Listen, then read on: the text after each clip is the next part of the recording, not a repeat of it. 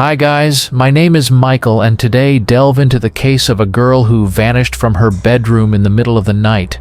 As the police started their search, they encountered a series of unexpected twists that no one could have predicted. Eventually, the detectives managed to uncover the truth about the girl's fate, but no one was ready for it. Rowan Ford was born on April 11, 1998, in San Diego, California. Her parents divorced when she was young, and her mother Colleen moved with her to a small town called Stella in Missouri.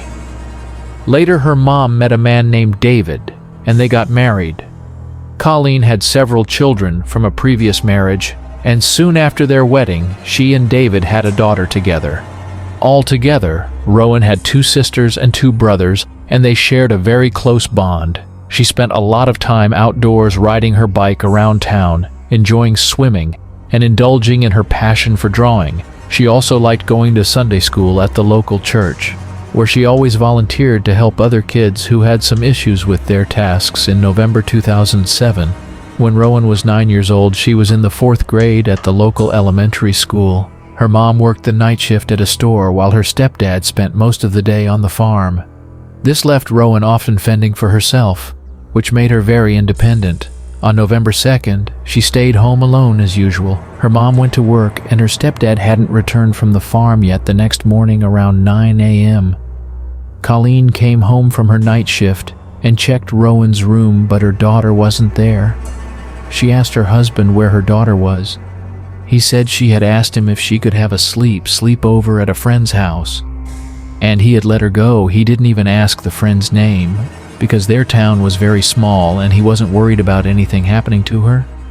But Colleen started to worry and decided to check with all of Rowan's friends since there were only a few streets in their town. It didn't take long, but none of them had seen her, and she hadn't stayed over at any of their houses, which made her mother even more concerned. Colleen searched the whole town but couldn't find her daughter. She went back home and told her husband that Rowan was nowhere to be found. She asked him to call the police and report her missing, but he reassured her that everything was fine and that she would come home soon. After waiting for several more hours with no sign of Rowan, Colleen took matters into her own hands and dialed 911 herself. The local sheriff immediately organized a search operation. He went to their house to speak with David, and as he was the last person to see Rowan before she disappeared, David said that on that evening, while he was working on the farm with his colleague Christopher, their mutual friend Nathan came by. They all decided to go to David's place to have some drinks and play pool. They stopped by the store, bought some alcohol, and went to David's house, where they spent several hours later.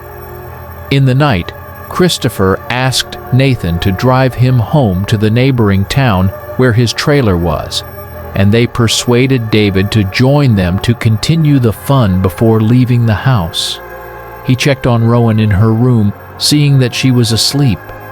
David left with his friends. They stopped by the store again, grabbed more alcohol, and headed to Christopher's trailer, where they continued drinking for about an hour. After that, David decided to head home and asked Nathan to give him a ride. Nathan agreed, but chose to take back roads instead of the main highway. By that time, he was quite drunk and didn't want to risk in encountering the police. Nathan dropped him off and drove home, while David went straight to bed soon after he was awakened by Rowan, who asked if she could sleep over at a friend's house. Without much thought, he agreed and fell back asleep. Police approached this story with some skepticism. What puzzled them most was the fact that a 9-year-old girl decided to go to her friend's house in the middle of the night, and her stepfather let her go without even asking which friend she was talking about. The sheriff considered that David might be hiding something or directly involved in Rowan's disappearance, but he had no evidence to support this. Theory police searched the town and its surroundings until late at night. Local residents immediately joined the search, as they all knew Rowan's family and wanted to help. The population of Stella was only about 150 people, so news of her disappearance spread throughout the county.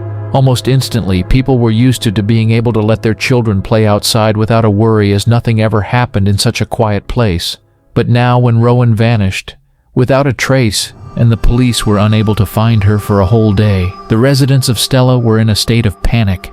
The first day of the search yielded no results. On November 4th, the police went to the neighboring town to speak with Christopher, who fully corroborated David's story. However, Christopher added that his friend hadn't even contacted him since that evening, and he had only just found out about Rowan's disappearance. On the same day, the police expanded the search and involved even more volunteers, but they still couldn't find Rowan or any clues to her whereabouts. The next morning, the FBI joined the investigation while the local police continued to search for Rowan throughout the town and its surroundings. Detectives focused on exploring the possibility of abduction. They strongly doubted the stepfather's story, as it seemed highly questionable. Police also checked with all of Rowan's friends and confirmed that she hadn't visited any of them that night. Investigators continued to speak with David, and he changed certain details in his story several times, further raising suspicions against him. For instance, he gave conflicting timelines for his absence from home that night, and even said that perhaps Rowan hadn't asked him for permission to go to her friend's house and just left without his knowledge. FBI agents also discovered that on the night of her disappearance, David had asked his mother to borrow her car, a fact he had initially not disclosed to the police. As a result, they decided to seize both this car and his own pickup truck for examination, but experts were unable to uncover any evidence. Meanwhile, detectives decided to speak with Christopher and Nathan again. As they were both with David that evening, police invited Christopher to the station.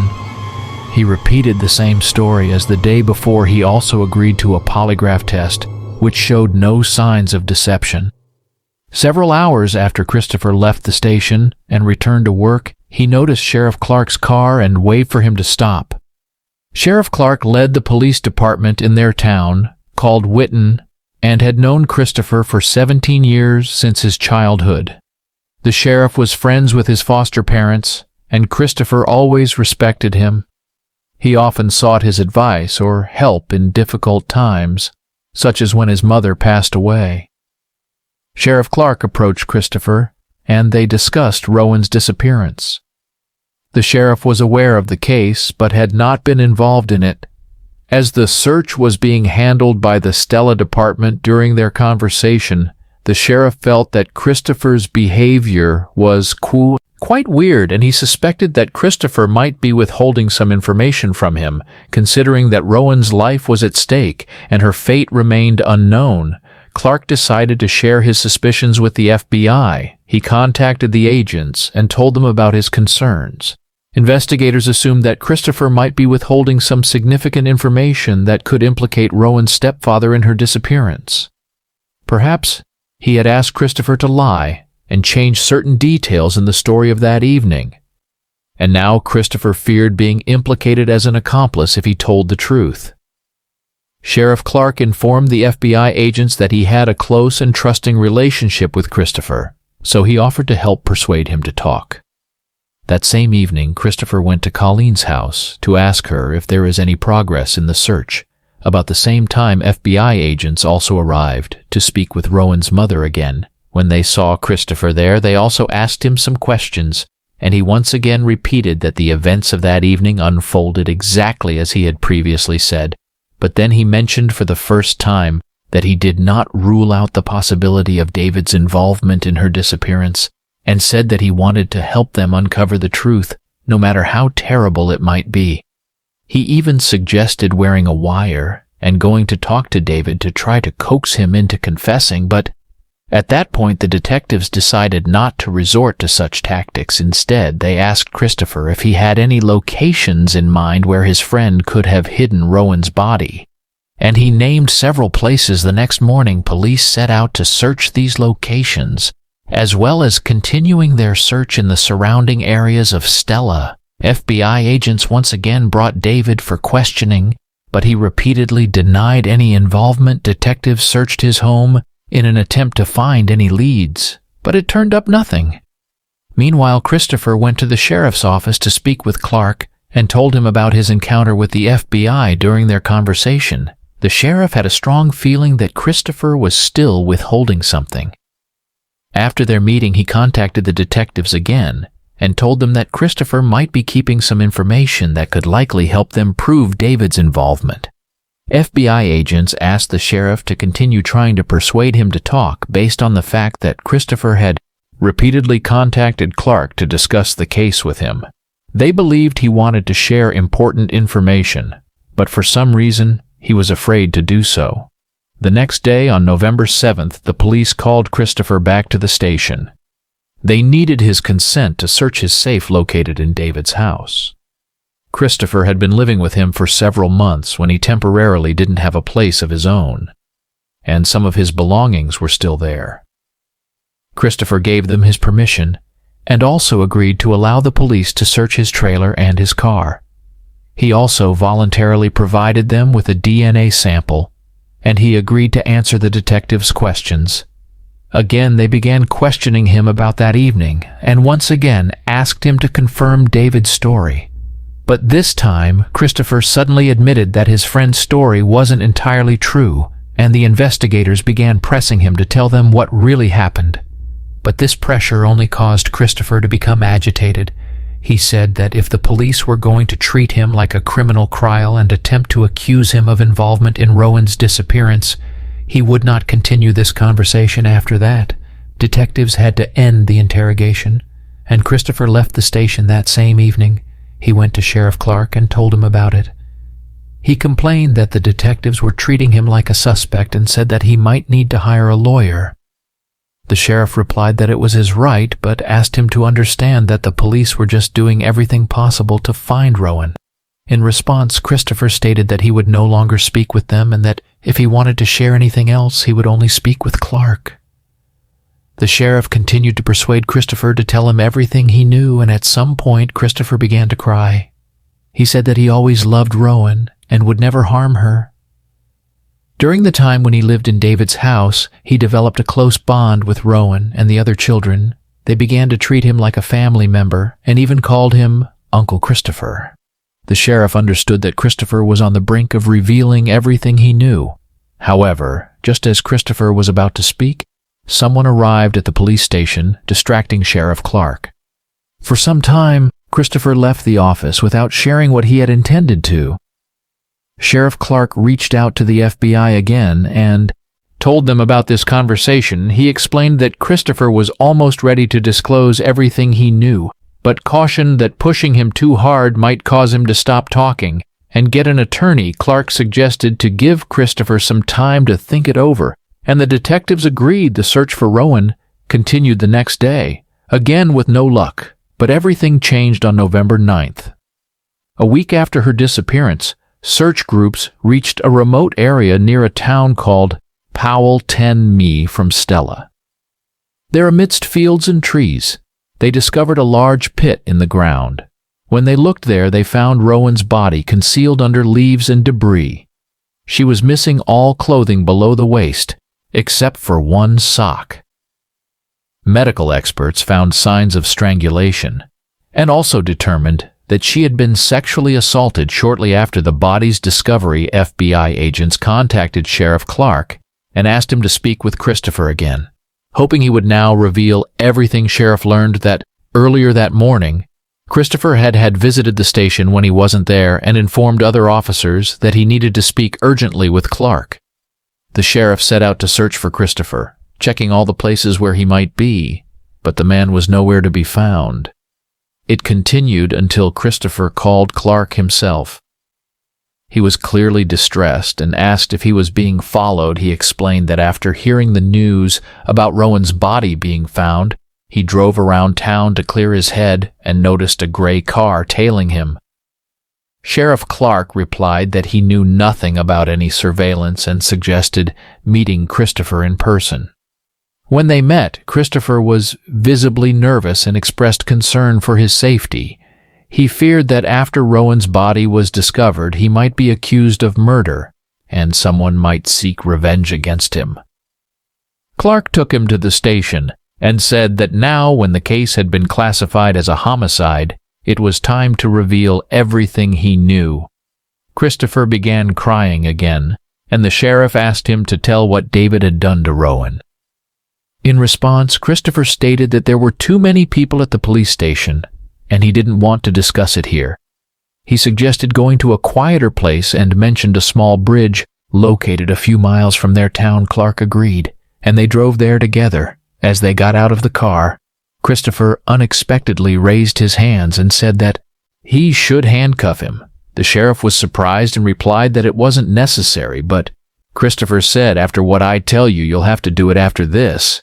He began talking.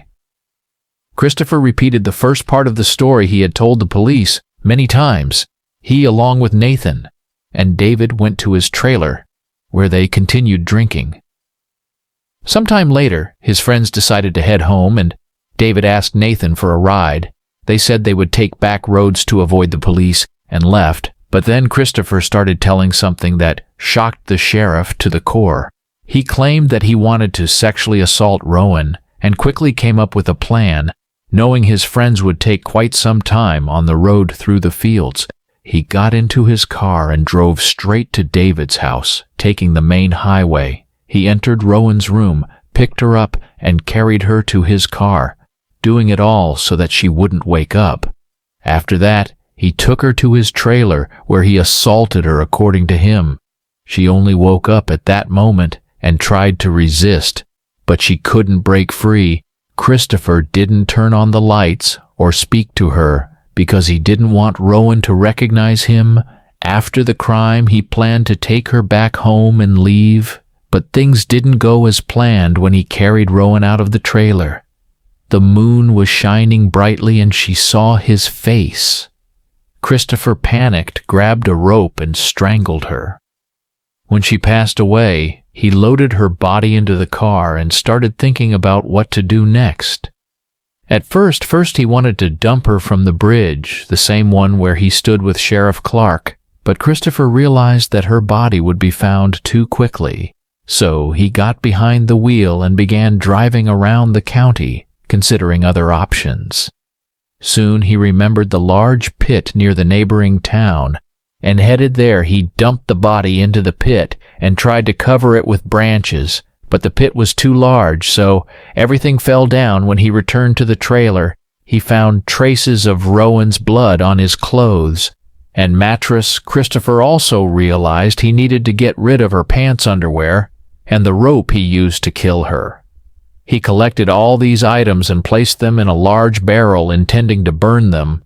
However, Christopher quickly realized that such a fire would definitely attract attention, so he dragged the barrel into the shed, closed the door, and started the fire there. Sheriff Clark was calm, completely taken back by this story. All this time, he thought David had committed the crime, and Christopher was just withholding some information. It was hard for him to believe that the man he had known for almost 20 years was capable of such brutality. Christopher himself had 3 young children. Although he didn't live with them after divorcing his wife, he always seemed like a decent man to him. But reality turned out to be way more chilling. After Christopher finished his story, he agreed to voluntarily go to the station, and the sheriff didn't handcuff him.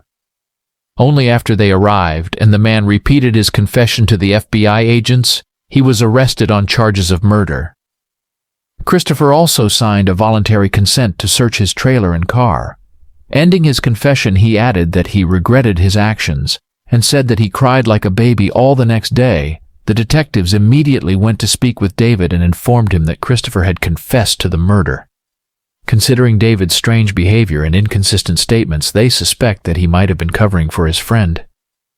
However, they were met with an even more shocking twist when David was brought in for questioning. He suddenly changed his version of events according to him the night he returned home and found Rowan missing from her room. He realized that Christopher might have taken her, so he took his mother's car and drove to his trailer. Upon entering, he saw the girl on the bed with Christopher leaning over her instead of rescuing Rowan. David decided to join in. He also sexually assaulted her. Then, he helped his friend kill her and dispose of the body. David added that during the ordeal his brain simply shut off and he remembered nothing about the night. For several days, the detectives, who were not expecting such a twist, went back to Christopher to confirm David's words. However, Christopher stated that his friend was not involved, and that everything happened as he had told them. This further baffled the detectives, but Christopher's story matched the facts. Medical experts confirmed that the victim had been strangled with a thin rope, a detail only the killer would know during a search of the trailer. The police found a barrel with ashes in his car. They also discovered hair comparable to Rowan's, despite investigators still being unable to confidently determine whose version of events was truthful. Both men provided incriminating statements. So David was also arrested, and the cases were sent to court during the trial. Christopher filed a motion to exclude all his statements from the case materials, claiming he was unaware they could be used against him, and that the police violated his rights. But the judge denied this motion since all his conversations with investigators were entirely voluntary. Christopher also attempted to plead mitigating circumstances, pointing out his difficult childhood. From an early age, he was constantly shuffled between biological and foster parents, which greatly impacted him. Christopher also invited an expert who claimed he had signs of developmental issues, but none of this helped him avoid punishment. In 2012, 5 years after the murder, he was sentenced to death. He tried to appeal this sentence, but to no avail. As for David, the situation was much more complicated. He admitted to assaulting and killing Rowan. But there was one serious problem. His version contradicted Christopher's statements. If the prosecution decided to charge David with murder, it could potentially lead to Christopher's sentence being overturned, and David might also avoid responsibility, considering there was no solid evidence against David, such as DNA. The prosecution could not take such a risk. In fact, they still weren't sure if he was involved at all. The prosecution did not rule out the possibility that David might have indeed committed the crime together with Christopher, but there was no evidence to support this theory. In the end, a difficult decision was made to avoid the risk of Christopher's sentence being overturned. They reduced David's charges to much lighter ones. He pleaded guilty to 2 charges: child endangerment and obstruction of justice. He was sentenced to 11 years in prison, with a minimum of 5 years to be served behind bars. This sentence was met with outrage. If David was indeed involved in the murder, his punishment was deemed incomparable to the severity of the crime. However, there's nothing that can be done about it now, and it's unlikely that he will ever be tried again for this case. As for Christopher, he remains in prison awaiting execution. Considering that decades often pass between sentencing and execution, there are no guarantees that the death penalty will ever be carried out. It's quite possible that he will simply spend the rest of his life in prison. Alright, guys, share your thoughts on this story in the comment section, and don't forget